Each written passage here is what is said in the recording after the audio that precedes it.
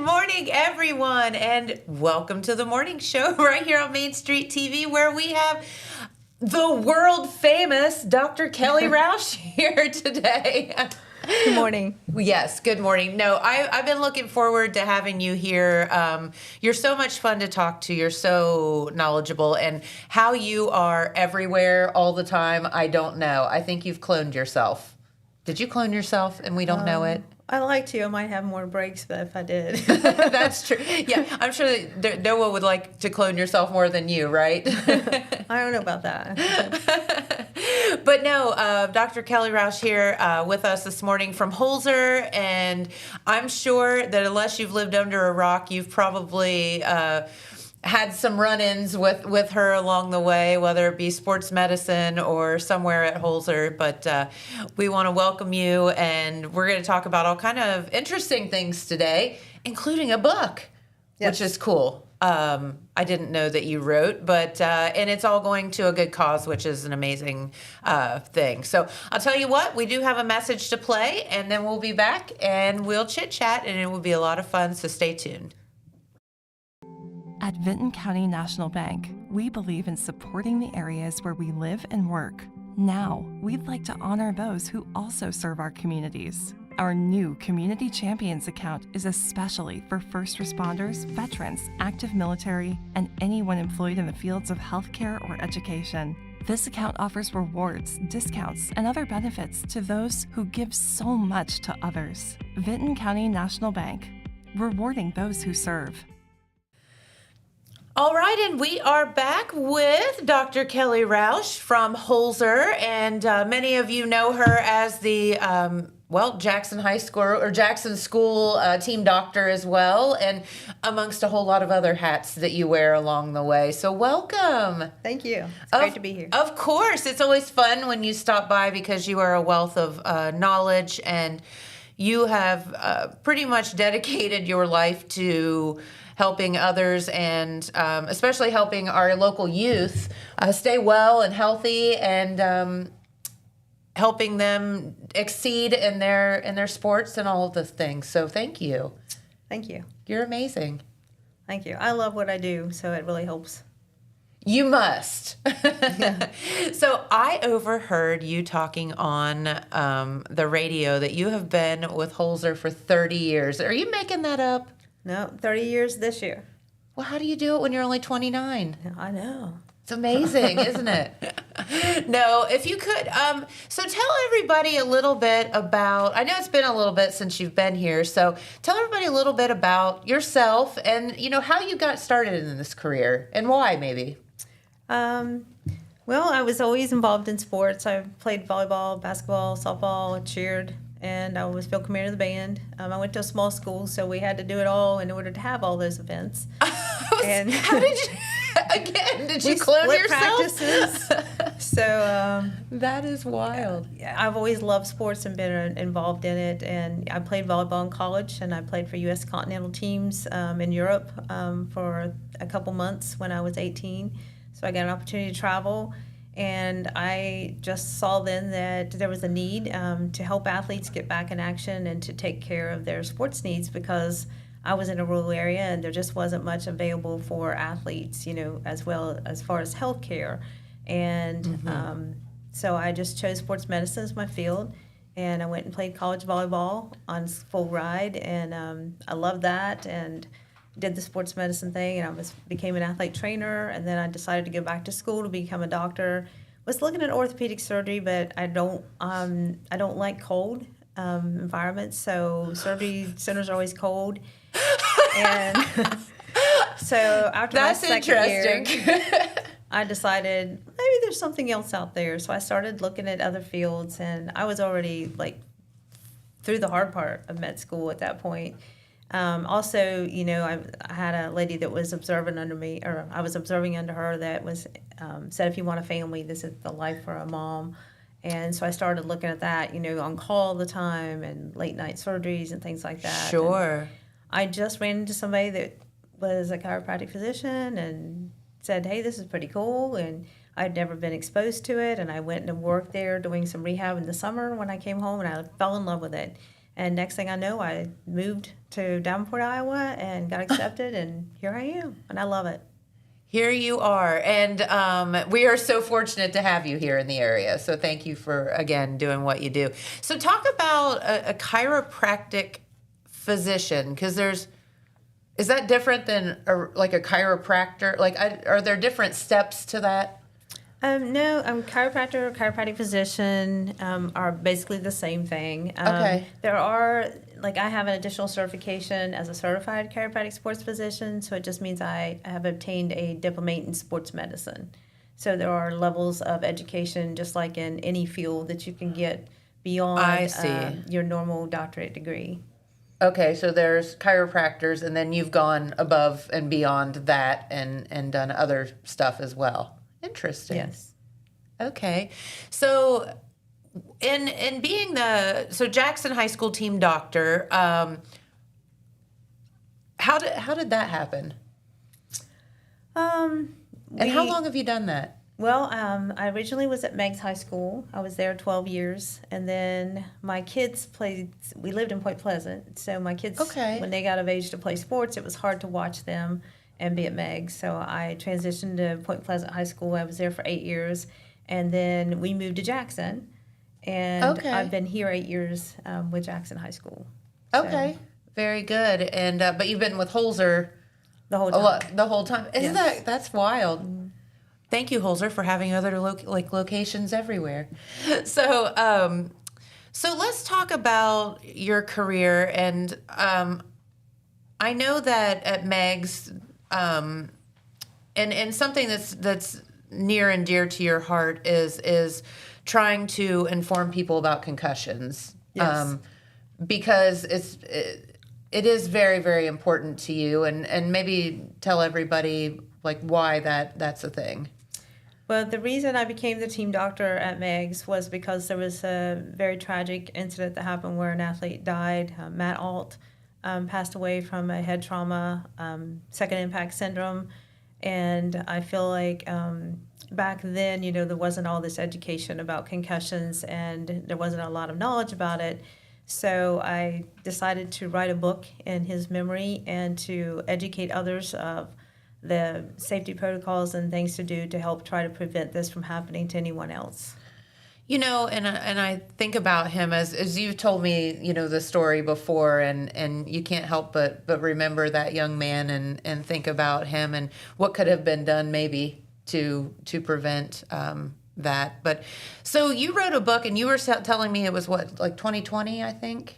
Yes, during COVID, I was bored because I wasn't able to go to my athletic events. Right. So I decided I got to do something. So I wrote a book. I wrote my second book. So let's just write a book. It'll be fine.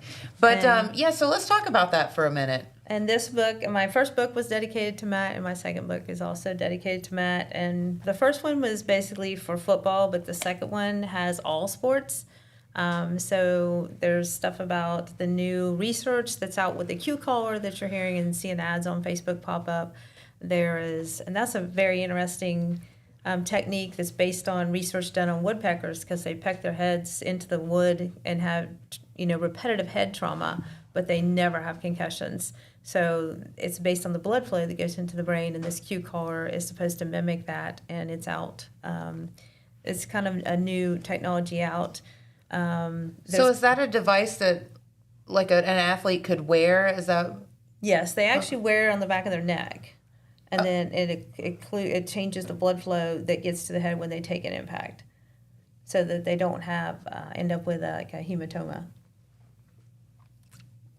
So it's very interesting research. So you're seeing ads pop up on Facebook now on these, and they're getting more popular. There's still a lot of research that needs to be done on that. But there are other techniques out there. Concussions aren't completely preventable no matter what kind of helmet you wear, no matter what kind of equipment you wear. So I don't want people to think that, because a lot of these people see these, the extra padding that these kids are wearing over their helmets and think, oh, my kid's not going to get a concussion because they have that on. Well, that's not true. Anyone can get a concussion. This is just, we try to keep them the safest possible to try to prevent that from happening. And there's, ways to condition your neck and strengthen your neck and stretches. If my head's more flexible and I can stretch my neck this far versus this far, when I take an impact to my head and it goes this way, it's going to slide off. It's going to slide past with the helmet. But if my neck will only go this far, it takes the impact directly to the head. So even flexibility of your cervical spine is important in preventing concussion. Conditioning is important because the fourth quarter is when we see most of the concussions, and it's because they start putting their head down because they're fatigued. Because they're tired. And then they take the hits. Okay. And that's specifically, I guess, in football. Where I assume is football where you see the most concussions? Not necessarily. We see a lot in soccer. I was going to get into that. Was going to be my next thing. I'll bet you soccer is a lot. Because they're jumping up and heading the ball, and sometimes going after a ball and hitting each other. But you can wrestling. We see it because they're hitting the mat. So baseball, sometimes they'll get hit with the ball in the head. But just about any sport can have a concussion. But most prominent, probably rugby, football, wrestling, and soccer. Okay. And so when someone would be kind of leafing through or reading your book, what would you hope they take from it? And you need to tell that you're not making, like we were talking about, you're not making any money off this book. You're dedicating it to concussion research, right? Correct. Which is amazing.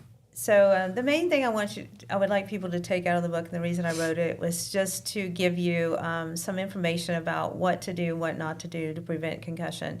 Like, you should never take aspirin when you're playing sports, because if you get hit in the head, it can make you bleed. So if you have headaches, you should take Tylenol. Making sure that you let your coach or your athletic trainer or your team doctor know when you have symptoms of dizziness, headache, you're not feeling right, you're not remembering the plays, or you just feel off, because sometimes they don't really know they have a concussion, but they know something's not right. So if you have that feeling, let your coach know and get you evaluated immediately. Don't keep playing.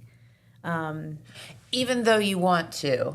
Right. And that's just human nature. I'm fine. I'll just rub some dirt on it and we'll keep going. So I helped write the Ohio law for the concussion bill, or the concussion law. Really? And so to make sure it's safe to return, there are gradual steps. So even after you've been cleared by a physician to return to play, now there's other steps you have to go through. So you have to do conditioning only without hitting, and then you do light drills, which is not full contact, and then you go full contact.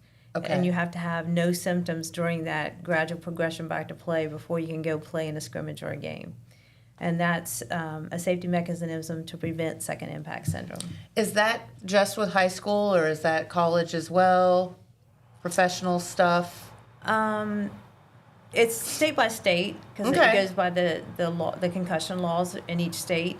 But a lot of colleges do follow that same protocol. That would make sense. That would totally make sense. You all are the experts. I think that people should be listening to you. No, it is.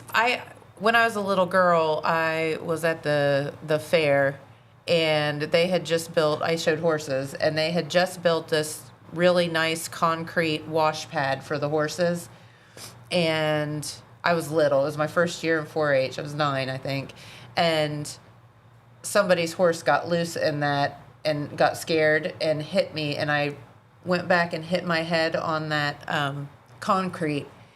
And at that time, I don't think that anyone knew. I know now I had a concussion because I remember what that feeling was like, and it was surreal. It was I almost felt like I was outside of my body, like watching myself. I don't know. It's really weird. And I'm sure other people have different symptoms and whatever, but I just didn't feel right for a really long time. And I think, oh my gosh, that was really dangerous, because I'm sure no one at that point, because it was a long time ago. I was 9 a long time ago. It wasn't a thing. Just a few years ago. I mean, I'm sure that it wasn't a thing back then that anyone even thought about it. But I remember it was a weird, weird feeling.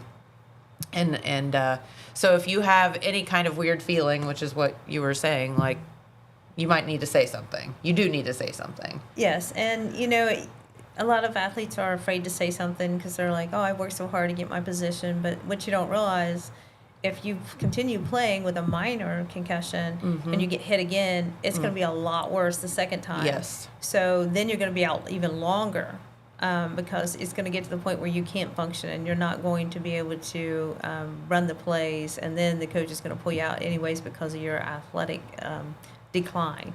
So it's better to get it fixed immediately, get evaluated, let your body rest, let your brain rest, and completely heal so that you don't have problems down the road. And everybody asks me, is it 3 concussions and you're out? No. There is no certain number of concussions you have. It's basically, we look at the history of when you had that concussion, did you allow it to heal properly? And how long ago was your last concussion? So it's basically on an individual basis on whether you should continue playing sports. And, it's difficult as a doctor to tell people, you have an ACL tear and you're going to be out. That's the hardest part as a physician. Or, you have a concussion, you're going to be out for a while. Sure. But we're going to get you better. And you just have to stay motivated when you have these injuries and know that this isn't the end of the world. You're a teenager. You're going to heal. Oh, my gosh, you're yes. You're going to get back. You have so much more to look forward to. Yeah. And so part of our job is also motivating and being inspirational and being there as an emotional support for the athletes. So it's not just about taking care of their injury. You also have to deal with the psychology of, the depression that these athletes go through when they do have injuries. And they're scared. Yes. They're scared, they're sad, they're upset. Yeah, I get mad, probably. Yeah, all of those things. All of the things. And you got to be there for them. So as a team doctor, what are your roles? Where do you have to be? I mean, I don't know how you're everywhere at one time. Do you have to be at every sporting event and whatnot? Or what's the difference between like what you do and what the team trainers do?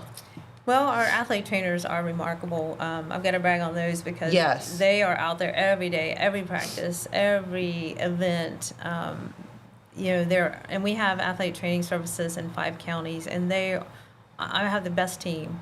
They are just incredible at what they do. They really care about the athletes, and it shows. And they love their jobs. You can just see it. I'm like, you really don't have to go to this. I can cover this so you can have some downtime. They're like, yeah, but I really want to see them play, because that tells you, how much they love these kids and want to see them succeed. Sure. And we all work together as a group, as a team. Okay. And it's just, I can't say enough about our athlete trainers. But they're at the practices and the games. Okay. Usually not at the practices. Sometimes I'll stop by during 2 days or a special practice if they want me to talk on heat illness or something like that. I do a lot of educational things for the different sports and teams. But I will be at most of the games. But like at Jackson, we have so many events that we have to split the events. Okay, that's what I was wondering. So like Thursday night, we have 2 volleyball games in the gym. We have 2 soccer games on the high school field, and we have a junior high football game. So down at the junior high. So it's different locations, and so there's 2 of us to cover all of that. So we take turns, you want to go to soccer, you want to go to volleyball, which one do you want to cover tonight? Uh-huh. So I kind of act more as a support for our athletic trainer, and like on the team, like on the football games and soccer games, if something happens and it's a concussion or something like that, I usually evaluate it. If it's a knee, they'll look at it, but then I'll look at it and see if it needs anything further, like an x-ray or MRI, or maybe come in to see us, or if it's just something they can ice and do some rehab with the trainer at the school. Sure. I was sitting here thinking, I know that we kind of focused on concussions, but what are some of the other things where the team doctor has to step in? Some of the other injuries? Well, like you just know, you mentioned knees, obviously. Yeah, it never fails. We also cover the route. We were saying how we had to move it indoor this year instead of having it out of the park, which we were kind of, it's not the same atmosphere, but it was a great tournament. But, during the first game, we had a total shoulder dislocation. Oh, no. So, in an adult playing. So I reduced the dislocation. And then in our first football scrimmage, we had an elbow dislocation, and I reduced it on the field. So, those are the type of things that I would handle, and then the trainers would help with the splinting and the, things like that. And assist and you. the rehab after they have the injuries. Gotcha. Mm-hmm. Man, again, she's everywhere. So let's talk about your role at Holzer, not just your role at I mean, the high school thing is just one of the many, many things that you do throughout your day. So your role at Holzer, I know when people think of you, I think they do think of you as the Jackson High School physician and dealing with kids mostly, but that's not necessarily true as your role at Holzer, right? Correct. I do sports medicine, in the clinic as well, but I also see regular chiropractic patients with back injuries, neck pain, headaches, Okay. Ankle, knee, shoulder, foot pain. I do the custom orthotics in my office. So there are a lot of things we do. Oh, okay. We have impact testing as well, which is like a cognitive test on a computer that athletes can take at baselines before the season starts. And then they take another one after they're injured. And I utilize that program for my workers' comp patients that have head injuries because a lot of them are dealing, say if you're an accountant or a financial officer and you have to deal with a lot of decision making, or a surgeon, and you fall and hit your head, well, this will kind of gear us as to whether you are able to go back and make those decisions based on the results we get from that Interesting. Concussion cognitive test. Okay. And, I know some people are very leery of the word chiropractor. Yeah. Some people say it's fake. Some people say it's like a scam. What would you say to that? It's those dang YouTube videos. That is what has done this. Stop watching Facebook. We don't take the towels and jerk your head around and do all that stuff you see on YouTube. Basically, what chiropractic does is it alleviates nerve dysfunction in the nervous system to create a healthier environment for your nervous system. So basically, if you have an impingement in your neck and you have muscle spasm, we can open up that disc space to free up that nerve so that it can function better and get the proper blood flow and nerve intervention to your muscles and your joints to function more properly, so that you're in less pain and it improves your mobility. So basically, keeping you in action, getting you back in action is my goal in life, whether it's from chiropractic and helping getting people more active and being more mobile. And I actually like dealing with some older people I have patients who are in their 80s or 90s, and it's so rewarding because I feel like through the chiropractic care, I've been able to help them stay independent and to be able to stay in their own homes. The best. Yes. So, it is very rewarding. It's a lot of work. It's a lot of hours, but it is also very rewarding. Yeah, I would think so. And, well, let's talk about those YouTube videos. And, I mean, those are for views. Those are for dramatic effect they're for you to click on it. That's not at all what really happens. No, it's kind of funny because we have a German exchange student living with us this year, and he's a YouTuber. And oh no! He found out I was a chiropractor, and he's like, "Oh, we got to do these videos." And I'm like, "I don't know. No, that's not what we do on a daily basis. That's like WWE wrestling stuff." Yeah, I have seen some. I mean, terrifying videos. Yeah, that's not what you're going to get when you go into a chiropractor's office. I can guarantee you. If you do, please call the State Association and report it. Yeah, that's like, not what should happen. If somebody's twisting your neck halfway around your body, no. Yeah. It's not okay. So what would someone expect then if they came to see you as far as, what their experience would be? I think the most important thing is listening to the patient. You have to take a very thorough history, and I think that's important with any medical profession. I listen to my patients, take the history to find out what's going on with them, because they're going to know their body better than I can by an exam even. And then I do a thorough exam. We do x-rays or ancillary testing to see what's wrong, and then I review those results with the patient, and then we come up with a complete treatment plan. And then, we would either do chiropractic adjustment. I'm big on rehab because if I do the adjustment, it's not going to hold unless you're doing exercises. Sure, to strengthen. Yeah, to strengthen the muscles around the joints to hold that in place. And then we may do modalities such as ultrasound muscle stim to help decrease the spasm and inflammation around those joints and nerves and muscles. Okay. But she will not rip your head off your body, no. I promise you. And I treat, a lot of people they either think I'm pediatric because they see me with the kids, or they think I'm a back and neck doctor. But we treat ankles, shoulders, elbows, knees, basically head to toe. Oh, really? Yeah. Okay. Now, how would somebody find you and make an appointment? Where are you working at Holzer? So I'm at the Sycamore branch, which is in Gallipolis, right beside First Baptist Church. Okay, yep. Mondays, Wednesdays, and Fridays. And I'm at the Jackson Urgent Care up on the hill, Pattonsville Road, on Tuesday, Thursdays, and Saturday mornings. And then she's everywhere else too. And in the evenings, you'll find me on a ball field somewhere. Are you ever home? Do you ever sleep? I don't require a lot of sleep, thankfully, because I get up at 4:30 every morning. There isn't. How do you breathe? There's no oxygen in the air at 4:30 in the morning. I am not a late night person, though. I do like to go to bed early because I get up early. But I'm go in the mornings. I'm hyper, and I don't drink the coffee either. I'm just hyper in the mornings. But come 9 o'clock, I'm like, okay, you got to get this game over because it's past my bedtime. I get that.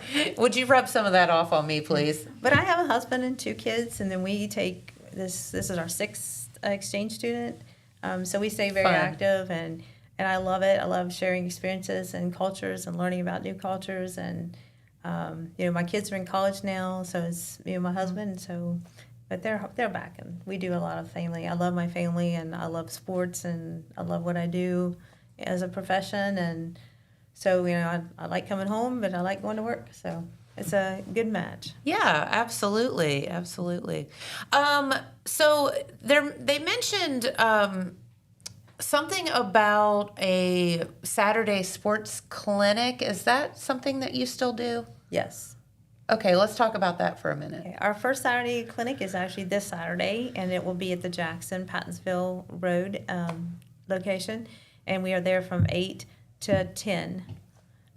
We do stay till 11 on some of those Saturdays. It just depends on what events I have going on that day, because I may have to be at the school to cover a game at 11. But if you're there before 10, you're going to get seen. So 8 a.m. to 10 a.m. And what would those, I guess, clinics be specifically for? Who would be the candidate to come to one of those? They're not just sports clinics. Okay. We do see the athletes from Friday night games. They can come in the next morning and get x-rays or get treated or rehab to get them, kick-started to getting recovered. Sure. But we also see workers' comp injuries. We can do DOT physicals. We can do sports physicals. We can do, I can do regular chiropractic care at those. So anyone can come to those. It's just like another office day. Do you need an appointment for that? Do you just show up? We like to have you, if you know in advance you're coming, that's fine. You can schedule an appointment, but we also do walk-ins on Saturday mornings. And I take walk-ins every day. Oh, you do? Yes. Okay. And is that clinic up on the hill? Yes. So at what we call us old-timers, the Holzer Clinic, which is not, I don't even know what it's called now, but I still call it that too. I know. I always say the one up on top of the hill. Yeah. Everybody knows that. So that would be Saturdays then, and you're starting that this coming Saturday? Yes. From 8 to 10? Yes. Okay. So if you do need Dr. Roush, you can, of course, see her then as well. Let's see. What else? I mean, you do like 7 million things. So is there anything else that we haven't talked about? How does somebody get your book? It's or books. You can go on Amazon, or it's Books A Million, any of those. It's sold, it's in some Walmarts. So okay. Amazon's probably the most popular place to go, but just look up Dr. Kelly Roush concussion book, and it'll pop up. Now, the one with this cover is my most recent, and it has multiple sports. The one with the black cover is basically football related only. So make sure if you're not a football that you have this book. Okay, very good. And I think they put the link to your book in the comments on Facebook. So yeah, thank you guys. That way it's easy to find. Yes.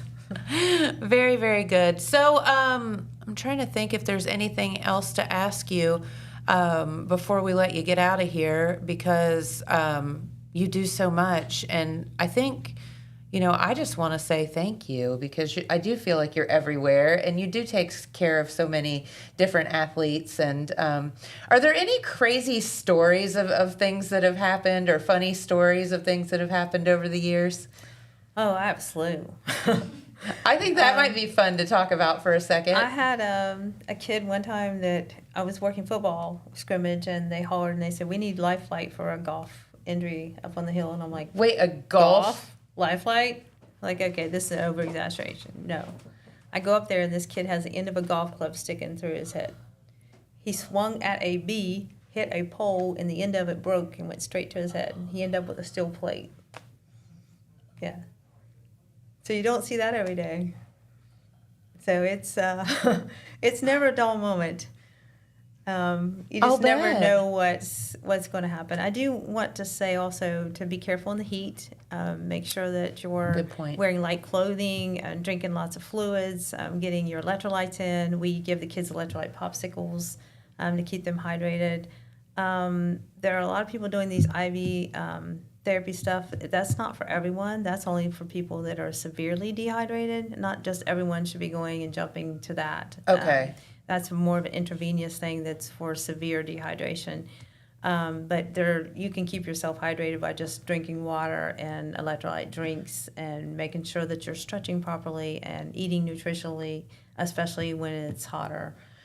Okay, and you bring up a good point there. Number one, how do you know whether it should be water or electrolytes? Can you overdose on electrolytes? Can you do too much? Yes, it should be a mixture. Okay. So I like to do the electrolytes about 30 minutes before the activity and then about 30 minutes into the activity, because if you drink just pure electrolytes, you're going to get sick and nauseated and vomit. So it should be, you should be drinking water in between. Okay. I like the Squincher popsicles just because they have electrolytes in them and it's cold. What are they? They're called Squincher electrolyte popsicles. Where can you get those? Amazon. Amazon. You got anything on Amazon. You're welcome, Jeff Bezos, today. Yeah. Okay. But that's what we give our athletes, at 2-a-days and things like that. Plus they're cold, like you said. Yeah, and they like them because they taste good. Some of the other ones don't. Or Pedialyte popsicles that you buy at Walmart or any store. It cracks me up that now, Pedialyte was a thing, obviously for babies and kids. And then I think all the, hungover college students figured out that they should probably drink Pedialyte after their night out. I have a funny story about that too. And but now I see they're actually marketing like Pedialyte to adults. Yeah. On the packaging even. Mm-hmm. So it's okay. Like, it's not just for babies. Now, I was in Columbus one day, and I was running into the Kroger store across from our place, and this kid walked out. He had like 3 jugs of Pedialyte, and he looked like he'd been run over by a truck. I swear. The poor kid. And I could just feel for him. I was like, I'm so sorry. And he just opened it up, and he just like downed them all right in the doorway of the Kroger store. Yeah, and I'm like, dude, this is a rough night. But hopefully he felt better after that. I don't know. But that or he, OD'd on Pedialyte and vomited, one or the other, as you said. But maybe some water would have been good too. Yeah. Along the way. And decrease in caffeine when it's hot. Okay. And especially, I want to say you should not be drinking these caffeine drinks. That is we should do a show about that. Especially when you're exercising, because it increases your heart rate, and then you go exercise, which increases your heart rate, and you can actually cause AFib, and that's why you have been seeing younger kids having these heart attacks. So it is dangerous, very dangerous. And, but they're still doing it. Yeah. And they're still marketing them, and they're out there, and it blows my mind that that's still a thing. But anyway, again, we could do a whole show about that. So, okay. So with the heat, take in the electrolytes about, like you said, a half hour. Like if you're going to be working out outside or somewhere where you're playing a sport or something, take it a little bit before and then a half hour, you said, into it. And then the rest of the time, some water. Yeah, it depends on how long the activity is and how physical it is. So if you're inside and there's like a fan or air, you're not going to have to drink as much of the electrolytes. But if you're outside in the beating sun, then you should be drinking, every 10 minutes some water or so. And, as soon as you get breaks, get some water. Last night at our JV game, I think we went through 4 of those big jugs of water. Okay. For just our team. Sure. And it wasn't even as hot as it has been in the last couple weeks. So our kids were drinking, so that's a good thing. Yeah, that is. They're like, oh, Dr. Roush is going to yell at me. I better drink something. No, I'm just teasing. Well, okay, one other question I have for you. Well, I have a lot of questions for you, but so say you do get overheated, and I've experienced that a couple of times in my life, and it is terrifying. I mean, you think you're going down. What should someone do if it's gotten too far, and you do get, overheated, or you're feeling like you're going to pass out or something? Well, as soon as you start feeling woozy, dizzy, you need to get to shade. You need to get some water in you. You need to get some cold, wet towels and put on you. And does it matter where? The best place is around the neck or on the head. Okay. Or in the armpits. So, like, when they get severely dehydrated, we'll put ice in their armpits and their groins. Okay. But if you stop sweating, that is a serious sign that you could be going into heat stroke. So if you're out in the hot sun and you've been exercising and you're not sweating, you need ER. I mean, you need immediate care. Whether you're gardening or whether you're playing sports, that is an indication. But, hopefully you're paying attention to the symptoms before you get to that point, because it can go bad quickly when you get to that point. So if you're getting dizzy and you're out gardening or you're playing a sport, or just out there mowing the grass or whatever you're doing, go inside, get cooled off, drink water to prevent something more serious from happening. And that is a real thing. Yes. I mean, it really can go bad quickly. And if you're cramping, that's an indication that you might need more electrolytes combined with stretching. Oh, okay. Good point. All right. And let's see. I was thinking about folks being outside and some other tips for them, because, man, this summer may never end. And I'm not complaining. I love summer, but woof. Yeah. It's been rough. And I love the heat, but it's been a little hot for me this summer. I mean, listen, we're all going to be complaining when when it's 2 degrees outside. We're all going to be whining about that too. But yeah, this has been extreme, to say the least. So, and you do have your hands full trying to keep the athletes cool and healthy and hydrated, especially, like you said, 2-a-days and all that stuff for football. And they're wearing all this equipment and pads, and it has to get hot for them. So, all right. Well, I tell you what, I do always ask folks what their favorite part of being at Holzer is. So I have to ask you that too. My favorite part of being a Holzer is the community events. We are involved in so much here at Holzer. We are at the we're everywhere you are. We supply multiple counties. I think 6 or maybe even 7 counties. We have Holzer services in, and if you go to the local fair, you're going to see Holzer involved. Whether it's giving awards at the to the kids for the projects, or buying animals. Sponsoring your ball games, sponsoring game events. We sponsor the OU tailgates. I mean, we are literally doing everywhere. You are everywhere. We sponsor academic awards, the science awards every year. There's just so many things that Holzer does, and that's what I'm the most proud of, is that Holzer is family-oriented, and we care about the people that we serve here in our local community.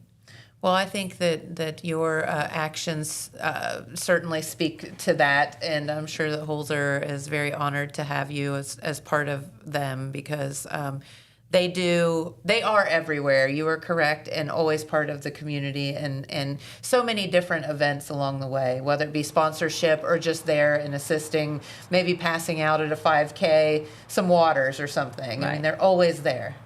And we provide just the sports medicine services that we provide. Holzer provides the athletic trainers to all these schools, and Holzer provides the team providers to be there at no cost to the school.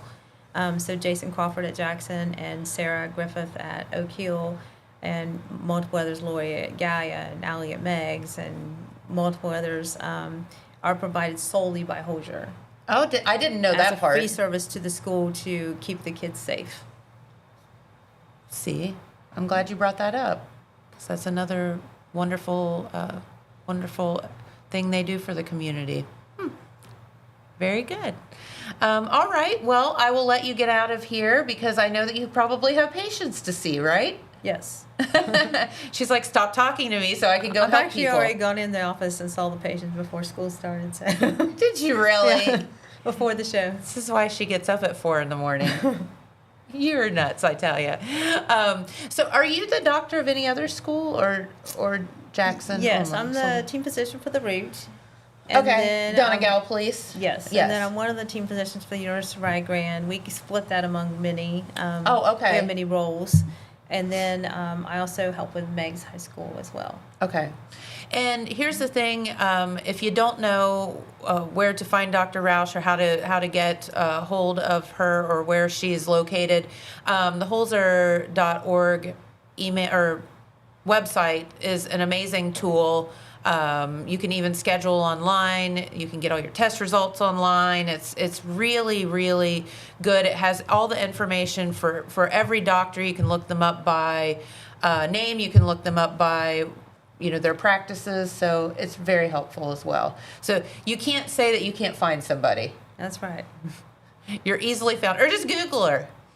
Yeah. Not on YouTube. Don't. I was gonna say, do not watch any chiropractic YouTube videos because they are insane. I might retire and do that one day, but Not right now. Okay. Well, Dr. Roush, thank you so much for stopping by. It's always fun talking with you, and thank you for all you do for the community, also our local kids, and all of us, to be honest with you. So thank you. thank you. Of course. All right. Well, Marley is here, and we're going to bring her over and introduce her the next time she's here because Pete Wilson just walked in. I was just messing with her so bad. Look at her. She just about passed out. You would have had to have done something about that. Luckily, we have a doctor here. No. Marley is our marketing lovely, lovely lady, and she is very camera shy. So one of these days we're going to get her in here That's right. to talk. Yeah, we're going to shame her into it. Did you see her face? She was like, all right, I'll tell you what, we do have a couple of messages here, and we will switch out and bring Pete Wilson in because he has a lot of news to cover.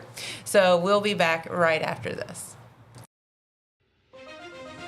From breaking news to heartwarming stories, the Telegram is your ticket to the latest buzz in town. Read your daily dose of local headlines, sports, and entertainment and more in hand and on paper. Get a print and digital subscription for only $7.95 per month. Delivered fresh every Wednesday and Saturday. Visit thetelegramnews.com or call 740-286-3023 today. Don't just read the news, be a part of it. Did you know Jackson is home to a locally owned and operated full-service print shop? Zip Printing covers all your print, signage, and design needs. From business cards, booklets, and posters to yard signs, banners, screen-printed t-shirts, oversized signage, and more. We can help you or your business advertise and look good doing it. Zip Printing also offers logo design. Allow us to assist you in building or elevating your brand today. Zip Printing is located in the Stockmeister Plaza at 708 East Main Street in Jackson, Ohio. So stop in or give us a call at 740-286-3023. All right, and we are back with our good friend Pete Wilson and some news. And he has on a green shirt, but now it looks blue. So Okay, well, that's okay. there you are. That's okay. All right, well, anyway, I know that there's been a lot of talk about the ATM robbery at Oak Hill. Oh my gosh, in the I've had early a million morning people hours, ask me about it. Last Friday. Oh, yes, I get asked a lot too. What's happening? Did they caught anybody and whatever? No, they have not. As of the last time that we talked with Oak Hill Police Chief David Ward, we did get some additional information. I'm sure there's a lot going on behind the scenes in the investigation, that they can't share right now. I would say so, yes. However, of course, one of the components of that crime was it was kind of a two-part crime because a truck was stolen to begin with. I don't know when the truck was stolen, but we do know now that the truck was stolen out of Gallia County. Oh. All right, and that's another clue, perhaps yes, of how this started and where the suspect or suspects involved might have been acquainted or whatever. Yeah. But they did steal a truck. He he, she, or they stole a truck from Gallia County, then used that in the commission of the crime, where they basically tied a chain between the ATM, outside ATM at the Ohio Valley Bank branch in Oak Hill, to the bumper of the pickup truck, and then pulled the ATM out of its foundation. Not sure how much that damaged it, but then they broke into it. They were able to break into it, get the money out, undisclosed amount of money, and then skedaddle in another vehicle. They left the stolen truck there at the scene. Yeah, brilliant. So I'll give them that. I mean, not doing, stealing an ATM is not brilliant, but their methodology was pretty right. Well, it was certainly interesting. Calculated. Yeah. 4:15. Calculated might be the better word. 4:15 a.m. is when an alarm was heard. So they know that is when the crime occurred, or shortly before that, depending on how an alarm is triggered. Yeah. All right, we're going to stay in Oak Hill for a different type of story, very interesting story. But anyway, of course, Oak Hill has got what they believe to be the world's largest acorn. Okay. They're down in Central Memorial Park. It was commissioned in conjunction with the Oak Hill Sesquicentennial. Yes. Took a long time to build, and Yes. a lot of fanfare to unveil that earlier this summer.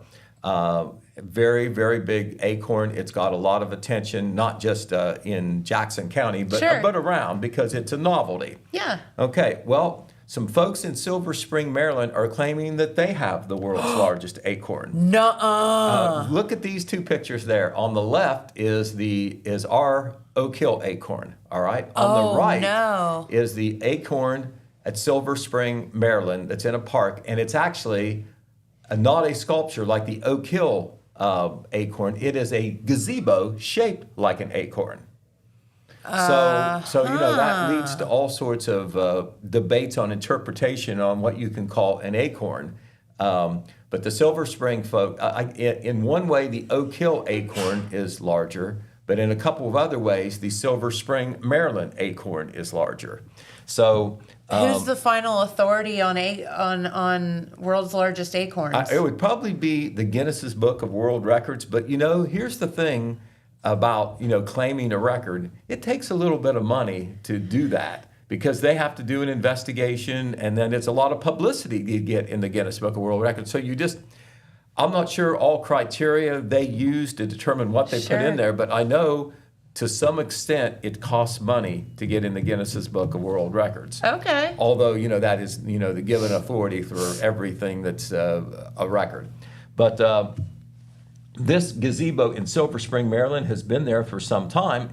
And the folks in Oak Hill, Curtis Strickland, because he's the chamber president, in a Facebook response when Silver Spring... how did all this come to be? Well, the Silver Spring, Maryland folks saw a picture of the Oak Hill acorn on some other publication. It wasn't from the Oak Hill Chamber of Commerce Facebook. It wasn't from our paper or whatever, but it was from a Columbus paper or publication of some sort. Okay. I'm not sure whether it's print, digital, or both. And they saw this, on the internet. And so, they put something out, and it's been shared enough that it found its way back to Oak Hill. But the Silver Spring, Maryland, the Silver Spring, Maryland sculpture is, or not sculpture, the Silver Spring, Maryland gazebo. See what it says about that.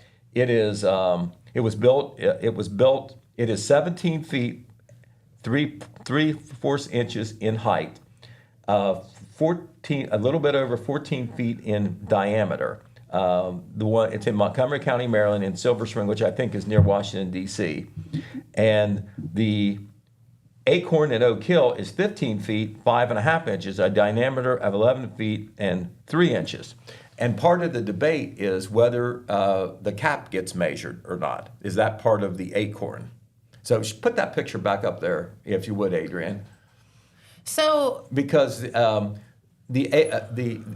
Oak Hill acorn has got the stem there, and the Silver Spring, Maryland has a smaller stem. And so and they're upside down from each other. And also, do you count the pillars upon which the Silver Spring, Maryland gazebo is standing, or do you just count the acorn? I don't. Because you see the foundation for the Oak Hill acorn, and the base of it is much shorter Sure. than the Silver Spring one, which stands on pillars. So also, how do you measure it? So you can look at this several different ways. Well, but here's the thing: so Oak Hill wasn't even going off of that one. They were going off one down in North Carolina. In Raleigh, North Carolina. That's what they were comparing. And that was a sculpture. So this is a gazebo that's shaped like an acorn. So, once again. I think you're talking about apples and acorns. Right, yeah, you might be. That is a good way to say it. But this is what Curtis Strickland said about it. He didn't try to hide it. He wanted to confront it straight off. He said, the Oak Hill Chamber of Commerce was well aware of this acorn structure in Maryland when we constructed the world's largest acorn. First of all, the acorn in Maryland is a gazebo supported by 4 wooden posts. Oak Hill's acorn is a piece of art on a pedestal. While the Maryland acorn may be wider than Oak Hill's acorn, this is according to what Maryland put out, the width is not the only determining factor. When you look at the actual acorns, minus the posts or pedestals, Oak Hill's acorn is taller, has more volume, and weighs more. Okay. Which the Oak Hill acorn weighs 1.4 tons. Yeah, it's by the way. crazy. So, which way do you want to go? And it's prettier. Right. So, Right. I would say, here's what I would say. I'm going to say that in Maryland, in the Silver Spring area, they've got the world's largest acorn. In the Oak Hill area and in Ohio, I'm saying that Oak Hill has the world's largest acorn. Probably. And everybody in between can make their own judgments. Yeah, but it's fun. It's brought more publicity, certainly. Exactly. Now everybody in Maryland knows about the Oak Hill acorn. How funny. Right. But anyway, this hasn't been in the paper yet. We're planning to feature it in tomorrow's paper. It has been on the Oak Hill Chamber Facebook, but not published yet, so we will be doing that tomorrow. Okay. Jeremiah Shaver did some good work on that. He covers the Oak Hill Chamber for us. Of course, it came up at the last chamber meeting, and also there was a lot put out there by Curtis, and Jeremiah actually contacted the Maryland folks to get some information, or tried to contact the Maryland folks, but there was some stuff they posted on their own, which was mainly what we needed. Gotcha. Okay, speaking about new things, City of Wellston could be getting a new business. It is just a proposal right now, but this came up at the last city council meeting. A gentleman from Albany and Athens County, Joel Pollard, owns a business called the Albany Laundromat. Okay. He visited the city council meeting and said that he would like to put what he described as a state-of-the-art laundromat at this area on South Pennsylvania Avenue that Adrian's put up for us. It would be 1473 South Pennsylvania Avenue. Okay. The building would be 2,200 square feet, and he explained that he is interested in this because he has customers from Wellston and the Wellston area that are coming to his Albany laundromat, which is 15 or 20, maybe 20 miles away. Does Wellston have a laundromat? I believe Wellston has, and unless I'm mistaken, a small laundromat on 13th Street called Wellston Wonder Wash. Okay. This would be, I presume, the way he describes it, a larger laundromat. One of the reasons he came is, of course, one of the big expenses of having a laundromat is your water bill, right? Sure, yeah. Well, he is seeking an accommodation that has been given to some other Wellston businesses that use a lot of water, like car washes and like that, to encourage entrepreneur projects like this. Give them a break on their water rate. They pay for their water, but they don't pay the same thing as you and I would at our house or our office or whatever. So City Council has authorized or has passed a resolution that would authorize the mayor or service director to enter into a contract with Pollard Enterprise LLC for the sale of water and establishing rates.